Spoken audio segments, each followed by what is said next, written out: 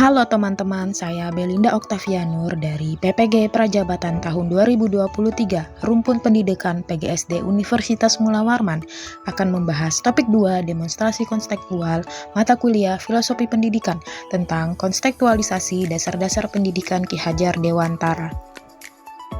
Terdapat 4 pembahasan. Pembahasan pertama tentang pemikiran Ki Hajar Dewantara, 2 tentang strategi mewujudkan pemikiran Ki Hajar Dewantara, 3 tentang tantangan mewujudkan pemikiran Ki Hajar Dewantara, dan yang terakhir, solusi mewujudkan pemikiran Ki Hajar Dewantara. Kita memasuki pembahasan yang pertama, yaitu pemikiran Ki Hajar Dewantara, pendidikan yang menuntun, yaitu pendidikan yang menunjukkan signifikansi peran guru sebagai panduan, fasilitator, dan mentor bagi siswa selama kegiatan pembelajaran. Cara ini mengakibatkan keterlibatan aktif peserta didik dalam proses belajar, mengembangkan rasa memiliki terhadap perjalanan belajar mereka, dan memberikan tanggung jawab lebih besar kepada peserta didik dalam mengelola pembelajaran pribadi mereka. Selanjutnya, pemikiran Ki Hajar yang mempertimbangkan kodrat alam dan kodrat zaman. Pendidikan anak perlu mempertimbangkan kodrat alam dan kodrat zaman. Anak adalah manusia yang dinamis dan terus berkembang. Anak harus memiliki skill sesuai dengan tuntutan zaman serta tetap harus memperhatikan nilai-nilai yang melekat pada fitrah atau kodrat alam mereka. Pendidikan anak harus mengakui bahwa setiap fase perkembangan memiliki keunikan dan kebutuhan tersendiri, sehingga harus mampu menyesuaikan diri dengan perkembangan zaman dan lingkungan mereka.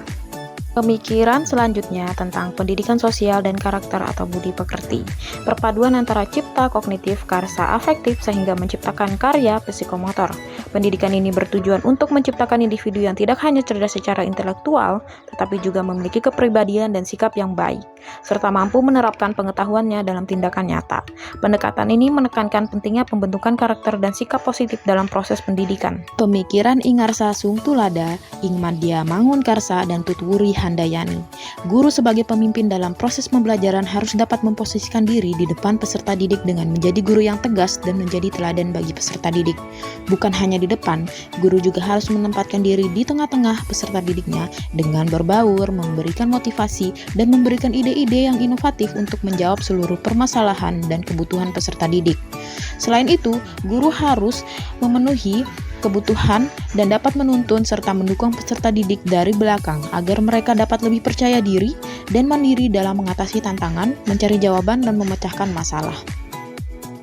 Kita memasuki pembahasan kedua tentang strategi mewujudkan pemikiran Ki Hajar Dewantara. Dalam mewujudkan pemikiran-pemikiran yang telah kita bahas sebelumnya, saya mencoba menerapkan dan mengaitkannya dengan mata kuliah lainnya, yaitu strategi untuk mewujudkan pemikiran-pemikiran Ki Hajar Dewantara dapat diterapkan dengan menggunakan pembelajaran berdiferensiasi, yang merupakan perwujudan dari filosofi pendidikan yang menekankan pemahaman individu dan kebutuhan belajar peserta didik, serta mengakui dan menghargai keberagaman di antara peserta didik, juga memandang setiap siswa sebagai individu yang unik. Pemahaman mendalam guru tentang peserta didik dan pembelajarannya merupakan pedoman penting dalam terciptanya strategi pembelajaran yang relevan dengan pemikiran Ki Hajar Dewantara.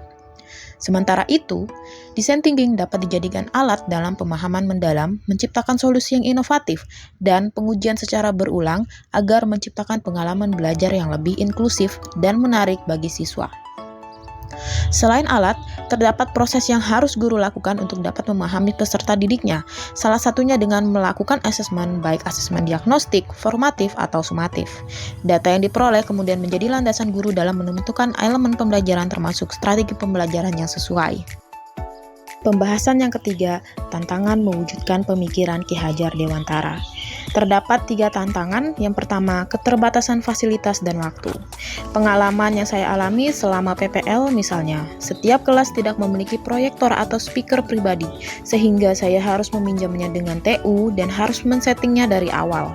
Selain itu, dalam menyusun sebuah rancangan pembelajaran, banyak aspek yang harus dipertimbangkan dan dilengkapi seperti bahan ajar, sehingga memerlukan waktu yang cukup lama. Tantangan yang kedua adalah pengaruh globalisasi seperti dominasi budaya asing, terutama melalui media massa dan teknologi yang dapat mengancam kelestarian budaya lokal dan nilai-nilai tradisional yang ditekankan oleh Ki Hajar Dewantara.